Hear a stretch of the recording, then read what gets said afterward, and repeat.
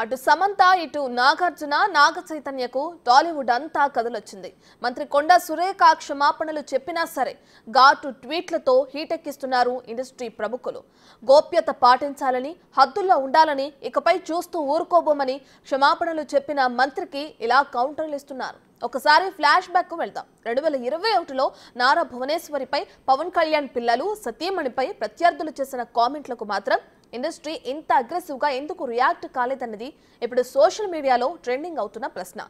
ఇద్దరు సినీ నేపథ్యం ఉన్న కుటుంబాల నుంచి వచ్చిన వారే కదా, వారి విషయంలో ఏమైంది ఈ అగ్రెసివ్నెస్ అన్న ప్రశ్నలు వస్తున్నాయి. అప్పుడు ఇప్పుడు ఏం జరిగిందో ఒకసారి చూద్దాం. చైతన్య డైవర్స్ 100% కేటీఆర్ చేయబట్టే అయింది, అది ఓపెన్ సీక్రెట్.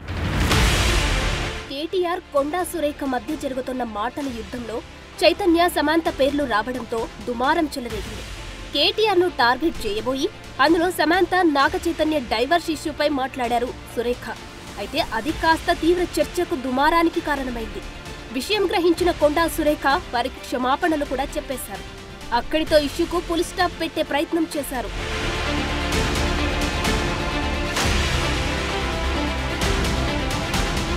సీన్ కట్ చేస్తే కథ చాలా దూరం వెళ్ళింది. మంత్రిగా ఉండి కొండా సురేఖ అలా ఎలా మాట్లాడుతారని చిరంజీవి దగ్గర నుంచి జూనియర్ ఎన్టీఆర్ సహా సినీ ప్రముఖులు అంతా ఘాటుగా ట్వీట్లు చేస్తున్నారు. ఇదే నా గౌరవం అంటున్నారు. జూనియర్ ఎన్టీఆర్ అయితే ఒక అడుగు ముందుకేసి ఇలా మాట్లాడితే ఇకపై చూస్తూ ఊరుకోబోమన్నారు. చెప్పాలంటే క్షమాపణలు చెప్పిన మంత్రికి ఘాటు ట్వీట్లతో కౌంటర్లు వేస్తున్నారు. నిజంగా సంబంధం లేని విషయంలో సమంత, నాగార్జున, నాగ చైతన్య పేర్లు తెరపైకి రావడం నిజంగా తప్పే. క్షమాపణలు చెప్పడం కూడా జరిగిపోయింది. చట్టపరంగా నాగార్జున కుటుంబం పోరాటం చేసే అవకాశం ఉంది. సమంతకు, అక్కినేని కుటుంబానికి అండగా నిలబడడం ఇండస్ట్రీ తప్పు కాదు, నిజంగా అండగా ఉండాలి కూడా.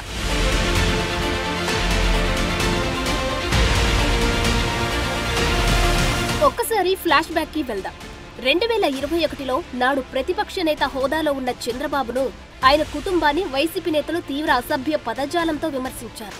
తనను విమర్శించిన ఓకే గాని తన కుటుంబం గురించి తప్పుగా మాట్లాడడాన్ని చంద్రబాబు ఆనాడు తట్టుకోలేకపోయారు. 40 ఏళ్ల రాజకీయ అనుభవం ఉన్న నాయకుడు మీడియాతో మాట్లాడుతూ ఆనాడు వెక్కి వెక్కి ఏడ్చారు. ఆ ఘటన అందర్నీ కలిచివేసింది. అసెంబ్లీ సాక్షిగా తన భార్యను అవమానించారు అంటూ చంద్రబాబు తీవ్ర ఆవేదనకు గురయ్యారు. ఆనాడు ఇండస్ట్రీ నుంచి ఎవరూ పెద్దగా రెస్పాండ్ కాలేదు. భువనేశ్వరి సినీ నేపథ్యం ఉన్న ఎన్టీఆర్ కుమార్తె కాదా అన్న పాయింట్ను సోషల్ మీడియా ద్వారా కొందరు వినిపిస్తున్నారు. బాలకృష్ణ సోదరి జూనియర్ ఎన్టీఆర్ మేనత్తపై విమర్శలు వస్తే ఎవరూ ఇంత ఘాటుగా స్పందించలేదన్న ప్రశ్నలు తెరపైకి వస్తున్నాయి. అటు పవన్ కళ్యాణ్ పిల్లలు సతీమణి గురించి చేసిన వ్యాఖ్యలపైన ఎవరూ స్పందించలేదేం అని అంటున్నారు.